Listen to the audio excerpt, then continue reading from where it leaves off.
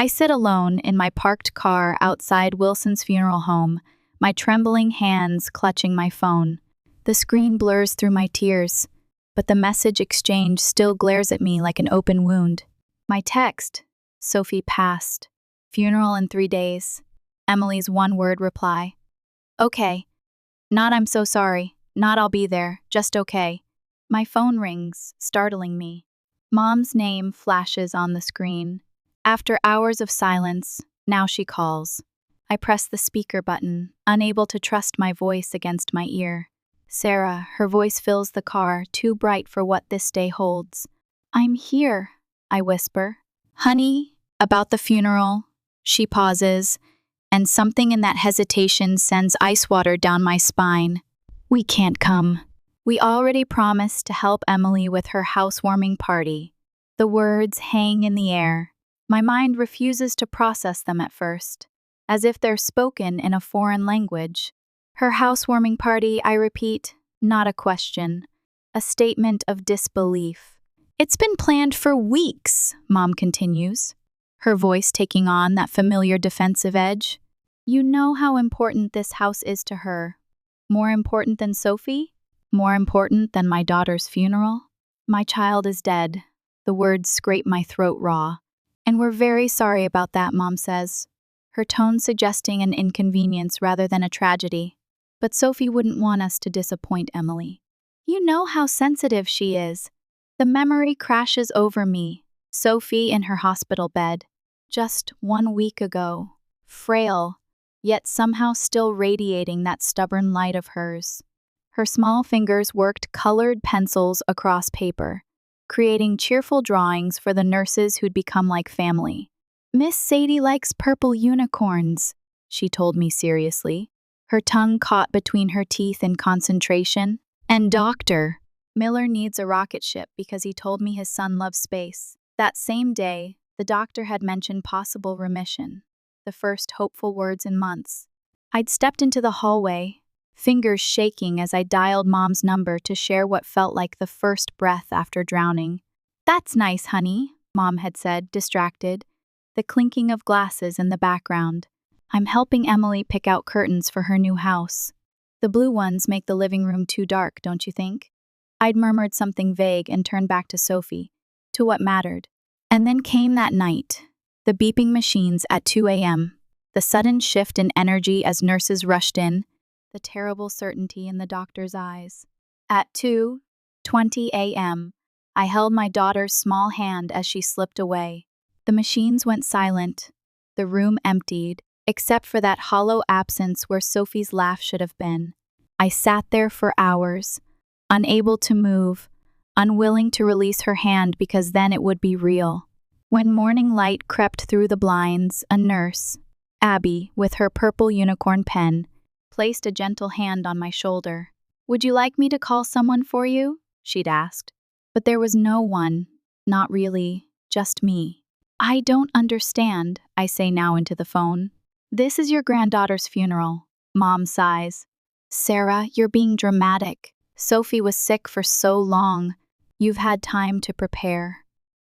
The rage that flares is so sudden and hot it steals my breath. I hang up without another word and dial Emily's number instead. Hello? My sister sounds annoyed, as if I've interrupted something important. Mom says you're having a housewarming party on the day of Sophie's funeral. My voice doesn't even sound like mine, hoarse from crying, hollow with disbelief. The date was set weeks ago, Emily says flatly. She's already dead. She doesn't care when she goes in the ground. I'm alive, and I want to celebrate my new house. The phone nearly slips from my numb fingers.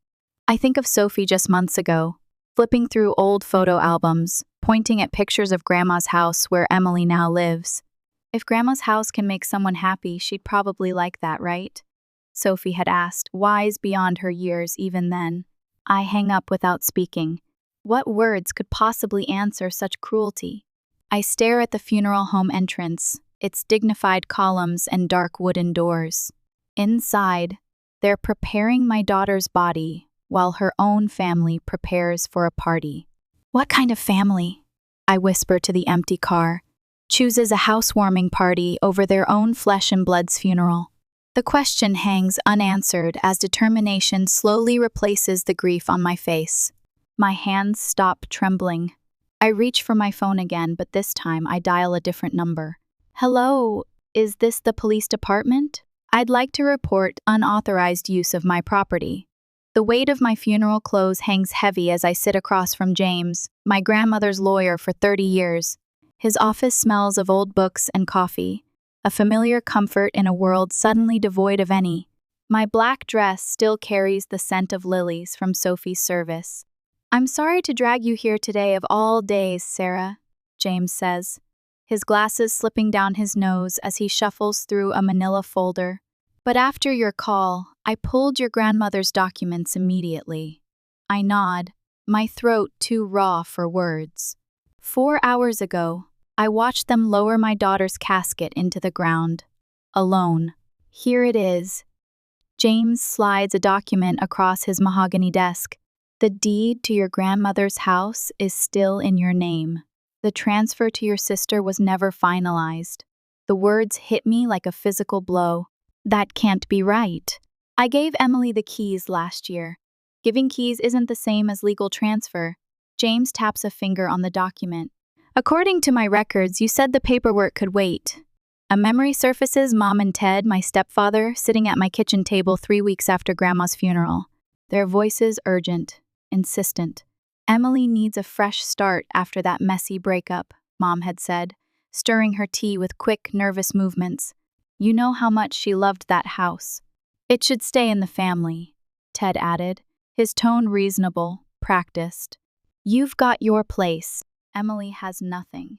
I'd been numb with grief, still finding Grandma's knitting needles in odd places around her house, still smelling her perfume on the couch cushions. "Fine." The word had tumbled from my lips. Desperate to end the conversation. "She can have it. The paperwork can wait until things settle down." I'd handed over the keys the next day, relief washing over me as one responsibility lifted from my shoulders. James's voice pulls me back. "Sarah, they've been pressuring you during your daughter's illness. Did you realize that?" His words sliced through the fog in my brain. "What do you mean?" "The last communication about transferring the deed came 5 months ago, right when Sophie was diagnosed." He removes his glasses, polishing them with a handkerchief. "You responded that you needed time. 5 months ago, when my world collapsed with a doctor's gentle voice saying leukemia, I'd forgotten all about the house." I whisper. James places a folder before me.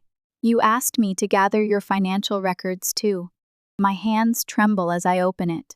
Bank statements, 5 years of them, neatly organized. The numbers blur, then sharpen with terrible clarity. A pattern of $2,000 monthly transfers to my mother's account, unbroken even through Sophie's illness. Oh God, I flip through statement after statement, months passing in a shuffle of paper. There it is. The payment sent the night I worked until 3 a.m., editing manuscripts from a chair pulled alongside Sophie's hospital bed. The payment sent the week I maxed out my credit cards to cover medication co-pays. A separate document catches my eye, a car loan in my mother's name, dated 1 month after Sophie's diagnosis, of $42. Oh, Mercedes. My phone buzzes. A text message from my mother, "Need extra this month. Car insurance went up. How's Sophie doing?" My stomach twists as I open Instagram. A post from 2 hours ago, during Sophie's funeral, appears at the top of my feed. My mother and Emily, champagne glasses raised high, standing in Grandma's kitchen. My grandmother's antique mirror reflects their smiling faces. New beginnings. Blessed new house. I stare at their faces, at the timestamp. This wasn't thoughtlessness or poor timing. This was deliberate. A knock at the office door, and James's receptionist pokes her head in. "Your ex-husband is here. Says he's been looking for you." Daniel steps into the room, his eyes red-rimmed, his suit wrinkled from sitting through the service. Unlike my family, he came. He held my hand as they lowered our daughter into the ground. "Sarah," his voice breaks on my name. "I went to your place, but you weren't there." I was worried. Did you know? I hold up my phone, showing the Instagram post. Did you know they didn't come because of a party? Daniel's face hardens as he takes my phone. Jesus Christ, is that today? A notification pops up on my screen, an email from my tenant in the small rental property. I inherited from my father, my only source of steady income during Sophie's illness. Someone claiming to be your mother called, saying you're mentally unstable after your daughter's death and that I should send rent payments to her until further notice. Wanted to check with you directly. The room spins, then steadies with sudden crystal clarity. They didn't just abandon me during the worst moment of my life, I say, rising to my feet. They tried to profit from it. James hands me the house keys from his desk drawer. These are legally yours. What do you want to do? I close my fingers around the cold metal of the keys. In the distance, I hear sirens growing louder. How far would I go to stand up to family who betrayed me at my most vulnerable moment? Would I forgive the unforgivable or draw a line that could never be uncrossed? The answer comes with the wail of approaching police cars. My phone buzzes for the 5th time today. I let it vibrate against the kitchen counter, watching it dance close to the edge with each notification another flying. Monkey sent to do my mother's bidding. Sarah, honey, we're all worried about you. My Aunt Carol's voice fills my voicemail. Your mother says you're not thinking clearly. Grief can make us do things we regret. Just let this house thing go. I delete the message without responding. The phone chirps with a text. This time it's Emily. Some people are just toxic. Cutting them out is self-care. Blessed boundaries. New chapter. Below her post is a photo of her lounging in what was my grandmother's sunroom. I set the phone face down. There's another certified letter from her lawyer on my counter, still unopened. Half the neighborhood thinks I'm having a mental breakdown. The other half knows exactly what happened. Miss S. Rivera crossed the street yesterday when she saw my mother approaching, then knocked on my door an hour later with a casserole and quiet solidarity in her eyes. I saw what they did, she said simply. My husband's family didn't come to our son's funeral either. Sophie's grave is still fresh, the grass not yet grown over the disturbed earth. I kneel beside the small headstone, running my fingers over her name. I always taught you to be kind, sweetheart, I whisper, placing a small bunch of daisies against the cold stone. But I never taught you to stand up for yourself. I won't make that mistake anymore. The words surprise me with their clarity. For weeks, I felt nothing but a hollow ache where my heart should be. But today, something new stirs beneath the grief, something with edges. What I'm hearing, Doctor, Matthews says, leaning forward slightly in her chair, is remarkable clarity about what happened and what needs to happen next. I blink, surprised by her assessment. Is that unusual? In my experience, yes. Most people who've suffered both the loss of a child and family betrayal struggle to separate their emotions from their actions. She makes a brief note on her pad. Your anger is justified, Sarah. That night, I finally tackle Sophie's room. Her rock collection lines the windowsill, each one labeled in her careful handwriting. I sleep through the night without waking, without crying. I wake at dawn with something steady in my chest, not peace. It's too solid for that, resolve. My mother's face when she opens her front door is a study in manufactured concern. Sarah, oh honey, I've been so worried. She reaches for me, arms open. For a reason I don't step into, I cut the act, Mom. The mug freezes halfway to her lips. Excuse me? I've been supporting you financially for years while you undermined me. My voice is steady, surprising me. Monthly deposits, even while Sophie was sick. We're family, she says. As if this explains everything. You chose the housewarming party over your granddaughter's funeral. Her face hardens, the sympathetic mask slipping. You're still on about that, Sarah? Emily had people coming from out of town. She switches tactics, tears welling. After all I've done for you. Yes, I say quietly. After all you've done. Daniel meets me at the lawyer's office, sliding a folder across the table. The house is still in your name. Your grandmother's will is clear. And the financial records. He nods. Bank statements showing regular payments to your mother for the last 5 years. Emails proving they knew about the funeral. His jaw tightens. Sarah, they were taking your money while you were trying to save our daughter's life. My phone buzzes. The meal train group letting me know dinner will be delivered. My landlord calls next. That woman, your mother, she called, claiming you were unstable and might damage the property. I told her to take a hike. My boss follows. Take all the time you need, Sarah. Your job will be here. The police cruiser pulls up behind my car in front of what was once my grandmother's house. Emily's face when she opens the door is first shocked, then furious. What is this? Miss Parker, the officer says. We're here to explain the legal situation regarding this property. For the next 10 minutes, the officers explain she's been living in the property without legal right, that I have documentation proving my ownership. 48 hours, the older officer says. You have 48 hours to vacate the premises. Emily's tantrum escalates as neighbors peek from behind curtains. I stand silent, neither gloating nor retreating. The older officer pauses beside me. My sister lost a child too. Take all the time you need, ma'am. 2 days later, I sit alone in my grandmother's empty living room. The house feels hollow. Emily's presence scrubbed away, but nothing yet to replace it. I run my hand along the bookshelf and feel something tucked behind the classics my grandmother loved. I pull it out, a folded piece of construction paper, Sophie's drawing from months ago. I unfold it with trembling fingers. A stick figure with wild hair stands tall, arms outstretched, a red cape flowing behind.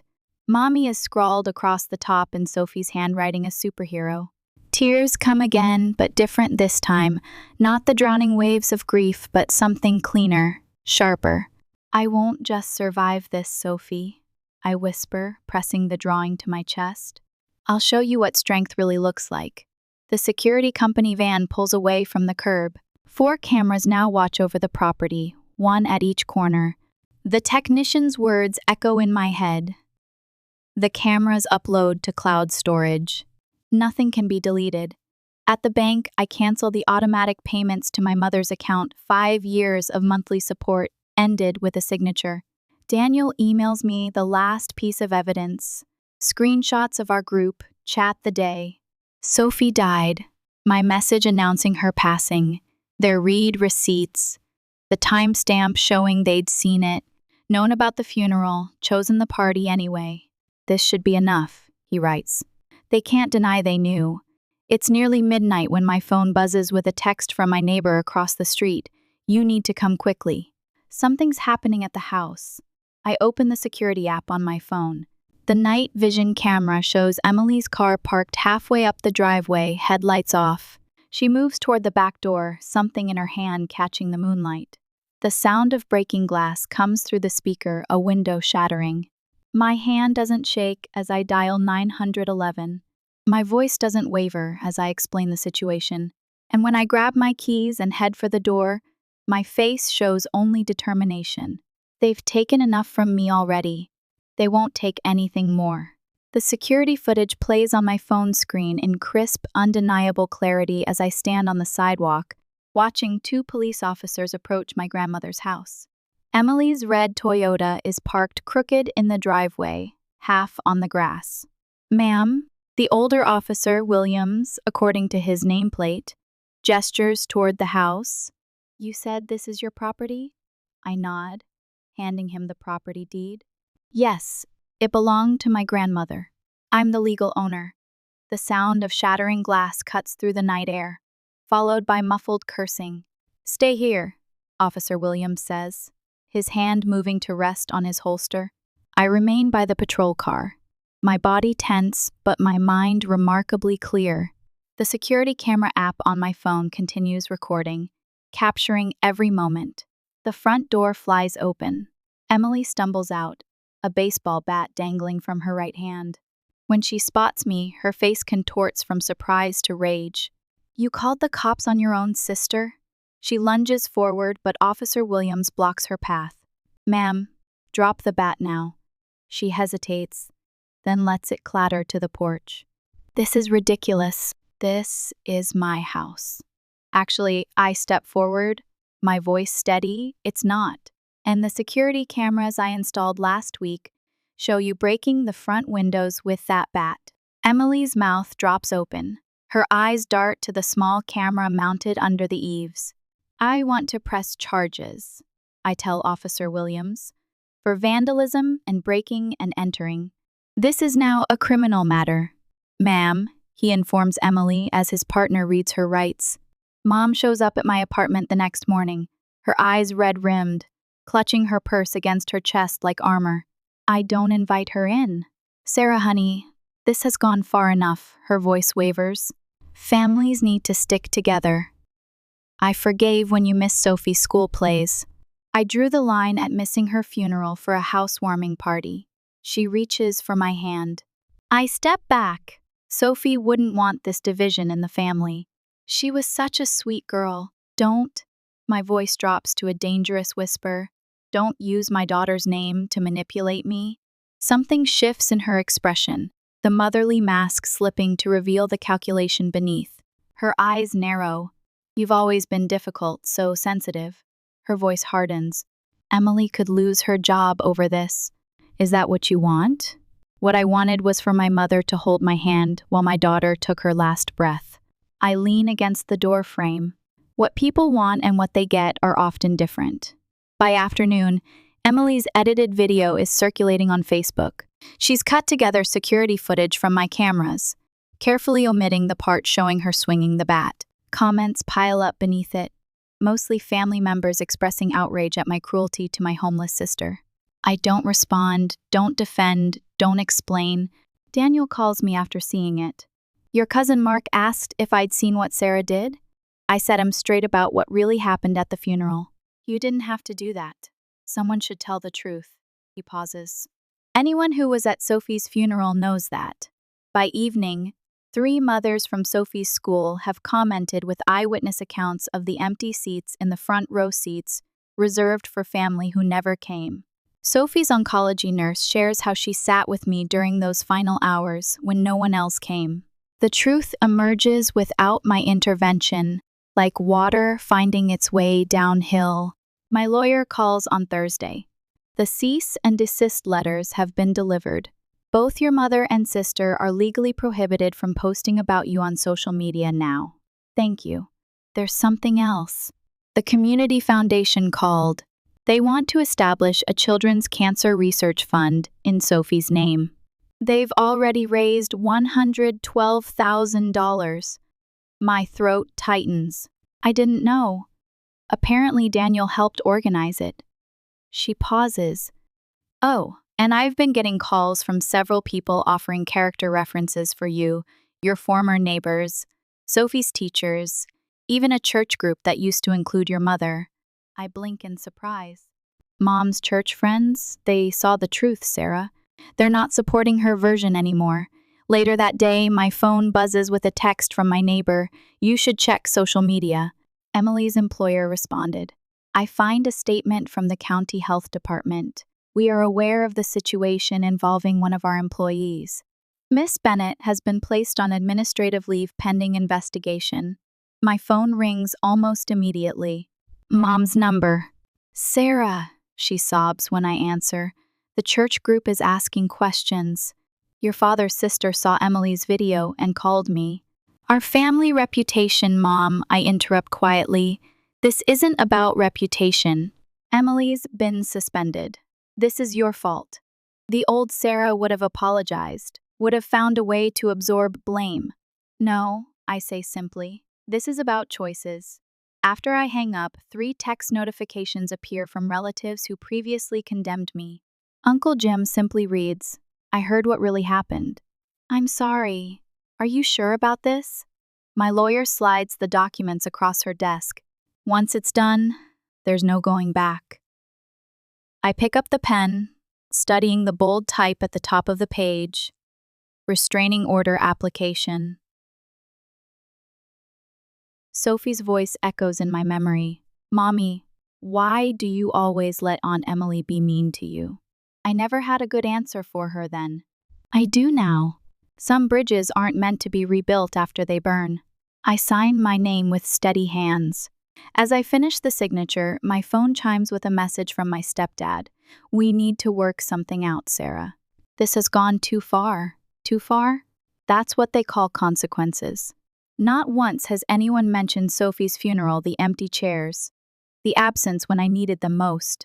Their concern is only for themselves. I place the signed restraining order in my lawyer's hands. For the first time since Sophie died, I feel the weight on my chest lighten just a little. It was never about the house. I park my car at the curb, watching as Uncle Todd's minivan pulls up behind me. Aunt Melissa and Cousin Jen climb out, their faces arranged in identical masks of concern. My phone buzzes Mom again, the 5th call in 30 minutes. The front door opens before I reach it. My mother stands there, tears already tracking her makeup.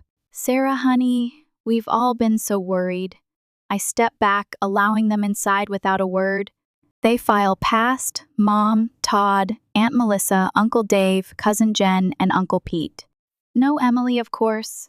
Mom reaches for my arm, but I shift just enough that our fingers brush empty air. Let's sit in the living room, I say, my voice steadier than it has any right to be. The room feels smaller with all of them in it. They take the couch, the armchairs, perching like vultures waiting for something to die. Sarah, Todd begins, clearing his throat, since you discontinued your support, we've had some financial difficulties. I don't answer, just wait. We never wanted to bring this up during such a difficult time, Jen says, her voice soft as poison, but we're concerned about your mental state. Grief can do terrible things to a person's judgment. Mom dabs at her eyes with a tissue. First I lost my granddaughter. Now I feel like I'm losing you too. My fingers find the edge of the folder on the side table. I slide it onto my lap. And there's the issue of your rental property, Todd adds. Several neighbors have mentioned concerns, said you seemed unstable. Are you finished? I ask. They exchange glances. No one speaks. Good. I stand, moving to the center of the room. I didn't invite you here today for reconciliation. I open the folder and remove a stack of papers. Sarah, we're just trying to, Mom starts. 3 months ago, I interrupt. Emily sent me this text when I told her Sophie was dying. I hold up my phone and read, I know it's hard, but some of us still have lives to live. My housewarming is important too. The room goes quiet. And here, I continue, tapping the screen, is my mother's voicemail from the morning of Sophie's funeral. I press play. Mom's voice fills the room. We promised Emily we'd help with her party. She's been planning it for months. I'm sure Sophie would understand. Aunt Melissa shifts uncomfortably. Uncle Dave stares at his hands. I set down the phone and pull out a stack of papers. These are bank statements showing the $2,000 I sent you every month for the past 5 years, including the 3 months. Sophie was in hospice. I let the papers fall on the coffee table.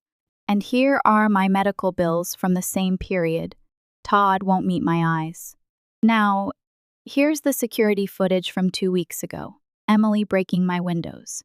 I place a USB drive beside the papers. The police have it too. I turn to face my mother directly. And here's what you didn't know I had. I press play on another recording. Mom's voice. Sarah's always been too soft. Once Sophie's gone, we'll contest Dorothy's will. The house should have gone to Emily anyway. My mother's face drains of color. I have everything. Mom, every manipulation, every lie, the party photos posted during my daughter's funeral, the calls to my landlord, all of it. I walk to the side table and return with a stack of envelopes. This is a restraining order for each of you. I hand them out one by one. This is a lawsuit for property damage for Emily. And this, I place the final document on the table, is the deed to grandmother's house, which I've donated to the Children's Cancer Foundation. Uncle Pete stands up. You can't do that. I already have. The papers were signed yesterday. Mom rises, face twisted. You'll regret this when you're all alone. The laugh that escapes me holds no humor. I was already alone when my daughter died. You made sure of that. I cross to the front door and open it. Our family died the day you chose a party over my daughter's funeral. They file out in shocked silence. No one speaks. No one looks back. When the last one crosses the threshold, I close the door firmly, not slammed, just closed. I lean against it, letting out a breath that feels like I've been holding it for years. The house is quiet, empty, but somehow fuller than it's been in months. I cross to the window and watch them leave in a parade of cars, faces stiff with shock, the mighty fallen, the manipulators exposed. A week later, I'm watering the potted geraniums on my porch when the mail carrier walks up my drive. Package for you, Miss Bennett. He hands me a thick envelope. I recognize the return address immediately. Emily's lawyer. The weight of it should feel ominous. Instead, I feel nothing but calm as I slide my finger under the flap. Sometimes, the greatest peace comes not from forgiveness, but from finally walking away. The butter yellow paint catches morning light as I run my fingers along the freshly finished wall. Sophie's artwork, framed in simple wood, creates a gallery down the hallway of my new home.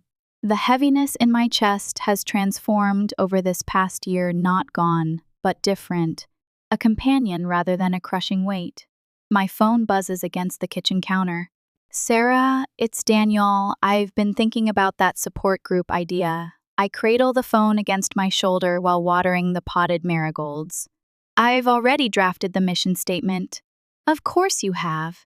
His laugh holds no mockery, just warmth. The community center offered their space for free Tuesday evenings. I glance at my laptop, where the words "after loss," "finding strength when family fails you," glow on the screen. It's writing itself, honestly. The cemetery gates stand open, the air crisp with early autumn. Unlike my first visits, when each step felt like wading through concrete, my stride now carries purpose. The polished stone appears before me, Sophie's name catching sunlight. I kneel on the grass, placing her drawing against the headstone. The crayon bright superhero figure me, in Sophie's imagination, sports a cape and a determined smile. You made me stronger than I ever knew I could be. Tears come, but they don't drown me anymore. Back home, I change for my therapy group, 6 parents who understand the unique grief of outliving their children. No platitudes, no pressure to move on, just honest navigation through impossible terrain. Messages arrive from 3 different friends, real ones who appeared after the storm, who respect my boundaries and offer support without conditions. The promotion at the medical journal came unexpectedly. Your editing has become more precise, my boss said, deeper somehow. Later, my backyard fills with quiet laughter. Daniel and his new wife arrange sunflowers around Sophie's memorial stone. My therapy group friends arrive, bearing dishes that steam in the cool evening air. To the family we choose, Carol announces, raising her glass. Twilight settles, not the family we're born to. At the children's hospital, I arrange art supplies while children in various stages of treatment gather around the activity table. A woman hovers in the doorway, her eyes holding the shocked look I recognize. First diagnosis? I ask quietly. She nods, tears threatening. Leukemia, 3 days ago. You don't have to answer every call or accept every casserole.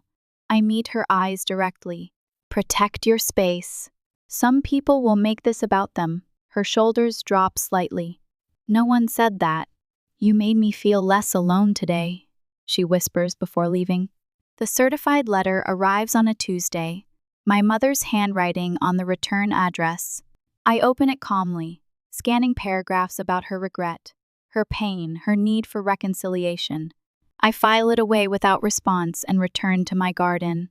Kneeling in the soil, I plant a row of bright zinnias, Sophie's favorites. Their orange and pink faces will turn toward the sun, just as she always did.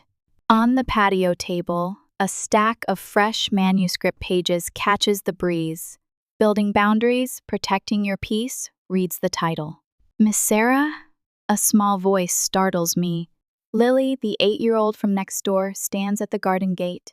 What's this stone for? That's for my daughter, Sophie. She loved butterflies. Did she die? Lily asks with the direct simplicity of children. Yes. The word comes easily now. She used to make up songs about catapult swinging. Lily touches the stone gently. I bet she was nice. The nicest, I answer, and realize I'm smiling at the memory, not crying. My phone rings. The Children's Hospital coordinator's name flashes on screen. Sarah, would you consider expanding your art program to our other locations? The families keep asking when you're coming back. As sunset paints the sky, I water the memorial garden one last time. The photo of Sophie rests nearby, her smile untouched by time. You were right, sweetheart, I whisper to her image. It's making people happy.